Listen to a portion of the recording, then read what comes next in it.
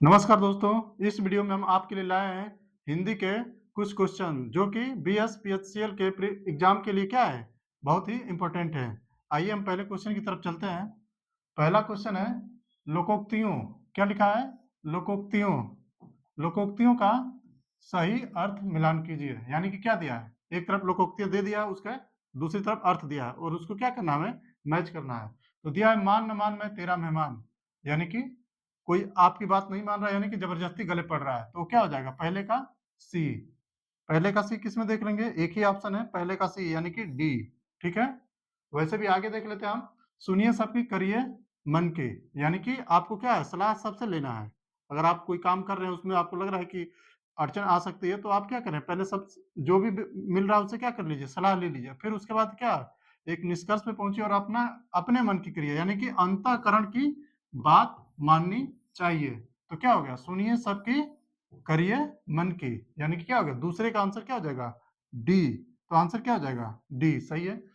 काला अक्षर भैंस बराबर, यानी कि ये तो बिल्कुल ही अनपढ़ वाली बात हो गई।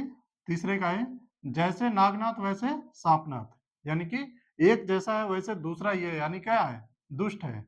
दोनों एक एक जो नागनाथ जितने दुष्ट हैं वैसे क्या है, सांपनाथ है। तो क्या हो जाएगा? बी। तो आंसर क्या हो जाएगा? डी। अगले क्वेश्चन की तरफ आते हैं। लिखा है कि इनमें से एक रूप ही शुद्ध है, उसकी पहचान कीजिए। और देखते हैं तो वर्ड क्या दिया हुआ है? डाकू।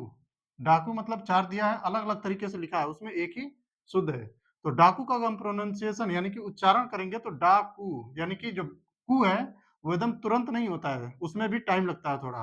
तो क्या हो जाएगा आंसर? बढ़ाओ की मात्रा हो जाएगी। तो क्या हो जाएगा? डी आंसर हो जाएगा।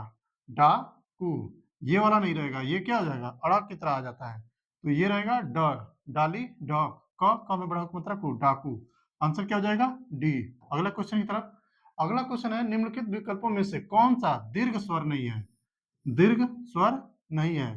तो स्वर कितने होते हैं? टोटल स्वर 11 होते हैं। ठीक है, स्वर कितने होते हैं? 11। और उसमें क्या होता है? दो होते हैं। एक होता है ह्रस्व, ह्रस्व। ठीक है,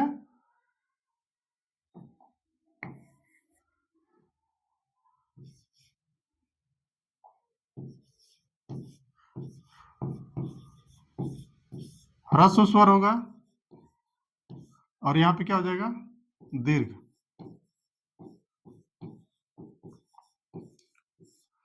ह्रस्व स्वर यानी कि जिनके उच्चारण में हमें कम समय लगता है उसको क्या बोलेंगे? ह्रस्व स्वर।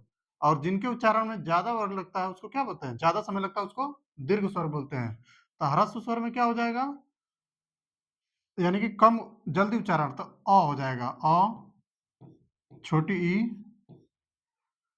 और क्या हो जाएगा? छोटा ऊ और री।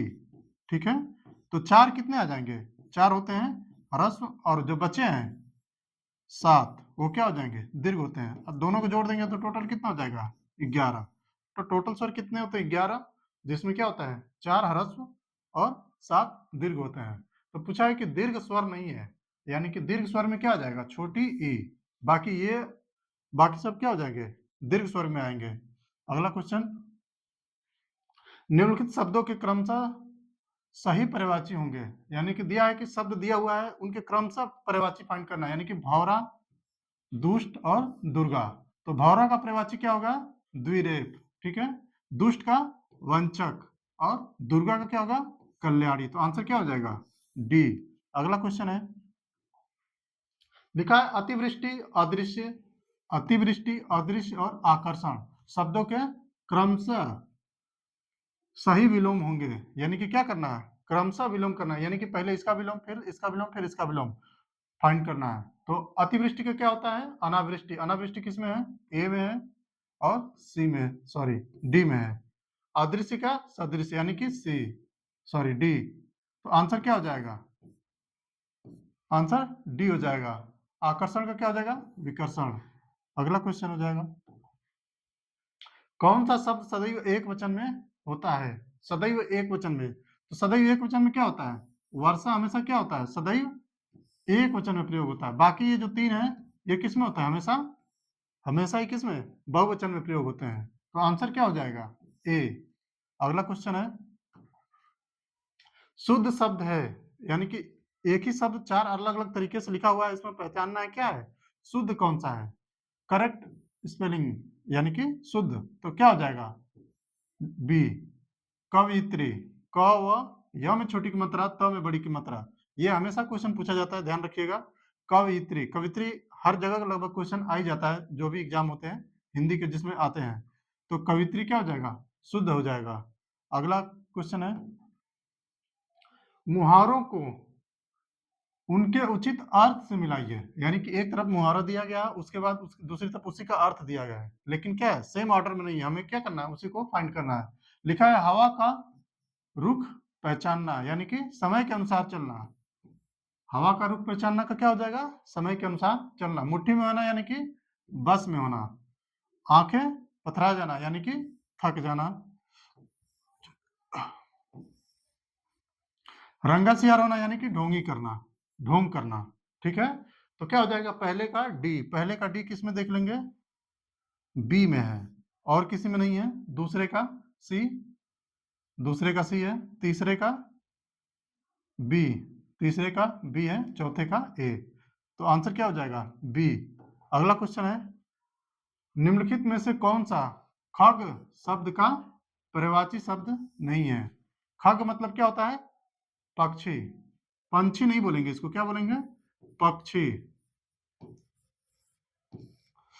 तो पक्षी को बेहद भी बोलते हैं, लेकिन जो पादप है, पादप का मतलब क्या होता है, पौधा, तो पौधा क्या हो जाएगा, खग का पर्यायवाची नहीं होगा, तो आंसर क्या हो जाएगा सी। अगला क्वेश्चन है, रिक्त स्थान की पूर्ति कीजिए, यानी कि एक सेंटेंस दिया हुआ है, उसमें क्या है, रिक्त स्थान दिया हुआ है और उसके उचित शब्द से भरा फिल करना है। आंगन में एक पौधा है, अब आंगन में एक पौधा क्या होगा, उपजा होगा। ठीक है, आंसर क्या हो जाएगा बी। अगर बहुत सारे पौधे होंगे तब क्या हो सकता था, उगे, लेकिन उपजा, एक ही पौधे की बात हो रही है तो क्या हो जाएगा उपजा, तो आंसर क्या हो जाएगा, आंगन में एक पौधा उपजा है। नेक्स्ट क्वेश्चन, कामदेव के सही पर्यायवाची निम्नलिखित में से कौन सा है, किसका पर्यायवाची फाइंड करना है, कामदेव। तो कामदेव को क्या होगा पर्यायवाची, एक तो होगा अनंग, फिर मदन और काम, तो आंसर क्या हो जाएगा ए। कामदेव के सही पर्यायवाची क्या हो जाएंगे, अनंग, मदन और काम। अगला क्वेश्चन है, रिक्त स्थान की पूर्ति कीजिए, कविता ने गीत की दो चार क्या गाई, रिक्त स्थान दिया है, अब इसमें क्या होगा, लड़िया, कड़िया, पंक्तियां या मुखड़ा, तो क्या हो जाएगा आंसर कड़ियां।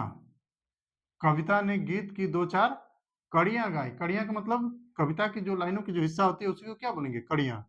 अगला क्वेश्चन, इनमें से एक रूप ही शुद्ध है, यानी कि एक वर्ड दिया गया है ज्ञान, ज्ञान के चार अलग अलग तरीके से लिखा हुआ है, दिया है कि क्या बता रहा है कि एक शुद्ध लिखा हुआ है, उसकी पहचान कीजिए, यानी कि ज्ञान, तो क्या हो जाएगा आंसर ए।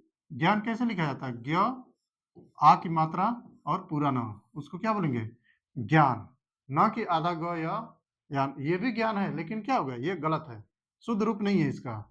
ठीक है, नेक्स्ट क्वेश्चन, धोखेबाज सायं की साजिश को उसका मित्र अनय ही समझ सकता है, क्योंकि अपने वर्ग के लोग ही एक दूसरे को समझ सकते हैं। वाक्य के रेखांकित अंश के लिए उचित लोकोक्ति होगी, यानी कि ऊपर वाक्य दिया हुआ है और उसमें क्या दिया है, कुछ जो हिस्सा है उसको क्या कर दिया, रेखांकित कर दिया है, और पूछा है कि उसके लिए एक उचित क्या होगा, लोकोक्ति क्या होगा, उसके लिए हमें चार ऑप्शन दिया गया है कि अब रेखांकित वाक्य क्या है, अपने वर्ग के लोग ही एक दूसरे को समझ सकते हैं, यानी कि सेम की बात आ रही है कि एक दूसरे को समझने वाली, तो उसमें क्या हो जाएगा, डूबते को तिनके का सहारा, ये तो नहीं है, दो चीजें अलग अलग हैं, कोई व्यक्ति डूब रहा है उसको मतलब बचाने वाली बात हो गई। मान न मान मैं तेरा मेहमान, ये भी अलग बात है। खरबूजे को देखकर खरबूजा रंग बदलता है, यानी कि एक को देखकर दूसरा बदल रहा है, तो यहाँ भी बात नहीं है। खग ही जाने खग की भाषा, यानी कि भाषा की बात आ रही है, तो एक दो लोग आपस में कम्युनिकेट कर रहे हैं, यानी कि एक ही तरह के होंगे, एक ही भाषा से समझ रहे होंगे, तो वो क्या कर रहे हैं, मतलब एक जो बोल रहा है वही दूसरा समझ रहा है, या फिर जो दूसरा कर रहा है वो दूसरा समझ रहा है, तो क्या हो जाएगा आंसर? खग ही जाने खग की भाषा। इसका मतलब क्या होगा? अपने वर्ग के लोग ही एक दूसरे को समझ सकते हैं। आंसर क्या हो जाएगा? D. D is the right answer. अगला क्वेश्चन है, निम्न में से अल्प प्राण व्यंजन कौन सा है? अब दिया है 4 व्यंजन दे दिया, उसमें पूछ रहा है कौन सा अल्प प्राण होगा। तो ये क्या होता है? व्यंजन क्या होता है? एक तो अल्प प्राण होता है और एक होता है महाप्राण। तो अल्प प्राण में क्या होता है? जब क्या होता है, हम किसी व्यंजन को अगर उच्चारण करते हैं तो हमारे जो फुफ्फुस है, जो यानी कि जो फेफड़े हैं, उनसे अगर कम हवा निकलती है तो वो क्या हो जाएंगे? अल्प प्राण में आएंगे। और जिसमें अगर किसी व्यंजन के उच्चारण में अगर फेफड़े से ज्यादा हवा आ रही है, यानी कि उसके उच्चारण में लेने में हम ज्यादा हवा निकाल रहे हैं बाहर, तो उसमें क्या हो जाएगा? उसको क्या हो जाएगा? महाप्राण। महाप्राण। ठीक है। तो अल्प प्राण कौन सा होता है और महाप्राण? एक तरह से देखा जाए जैसे व्यंजन का जो व्यवस्थित है, कैसे है? क ख ग घ और ङ। ठीक है। उसी तरह च छ ज झ और य। ठीक है। तो इसमें क्या देखा जाएगा? इसमें क्या होता है? पहले कंठ होता है, तालु होता है, ऐसे सब, और उसी प्रकार से क्या व्यवस्थित रहते हैं। तो सबसे पहले हम क्या देखेंगे? इसमें जो अल्प प्राण होगा तो वो क्या आ गया? पहले, तीसरे और पांचवें। ये जो पहले, तीसरे और पांचवें नंबर पे जो वर्ण हैं, तो इनको क्या हम अगर क ख, अगर इन दोनों को उच्चारण देखें तो क के उच्चारण में हमें आसानी से मतलब तुरंत हो जाता है, यानी कि कम हवा निकलेगी। ख को अगर उच्चारण करेंगे तो थोड़ा पहले हवा ज्यादा भरेगी, निकलेगी ज्यादा, तो ख हो जाएगा। तो इसमें जो पहले और तीसरे और पांचवें इस नंबर पोजीशन पे अगर जो वर्ण आ रहे हैं तो उसको क्या बोलेंगे? अल्प प्राण व्यंजन। और जो दूसरे और चौथे पे आएंगे उसको क्या बोलेंगे हम? महाप्राण व्यंजन। ठीक है। तो इसमें आंसर क्या हो जाएगा? च। क्योंकि च पहले पे आ रहा है तो अल्प प्राण में कौन सा है? च हो जाएगा। बाकी ये किस में आएंगे? या तो दूसरे पे आएंगे या फिर चौथे पे आएंगे। यानी कि जैसे यहाँ पे घ है तो घ किस पे आ रहा है? चौथा पे हो जाएगा। ये क्या हो जाएगा? महाप्राण। यानी कि ये भी महाप्राण, ये भी महाप्राण और ये भी महाप्राण, ये भी महाप्राण। ये केवल च क्या होगा? अल्प प्राण में होगा। तो आंसर क्या हो जाएगा? सी। Thank you. आज के लिए इतना ही। धन्यवाद।